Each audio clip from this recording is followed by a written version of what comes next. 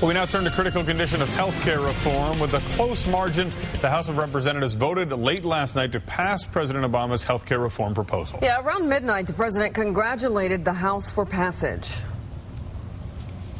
We proved that this government, a government of the people and by the people, still works for the people. While some remain on the fence, many others disagree with the president's plan. News Channel 5's Mario Liu is live in the Breaking News Center with the latest details. Mari, good morning. Good morning. Well, the journey for health care reform is far from over. The bill now goes to the president to be signed into law. A companion bill of compromises from when the bill was in the Senate also passed, but that now has to go back to the Senate for approval. Now, last night, the bill passed with 219 Democrats voting yes, only 34 voting no, and not a single Republican voted for this reform, bringing the final vote to 219 to 212. Very close. And this bill will cover an additional 32 million Americans by providing Medicare and federal subsidies. It increases and expands Medicare payroll and prohibits insurers from denying coverage for pre-existing conditions.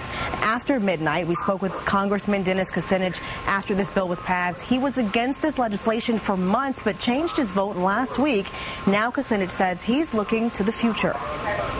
There's some good things here, but what I'm looking toward is expanding now the health care debate and moving towards even more comprehensive reform.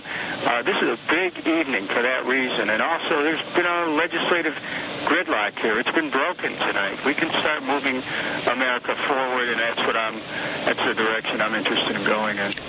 Now, this reform came with a hefty price tag, but Democrats say it will reduce the deficit by more than $100 billion after the next decade and more than $1 trillion after that.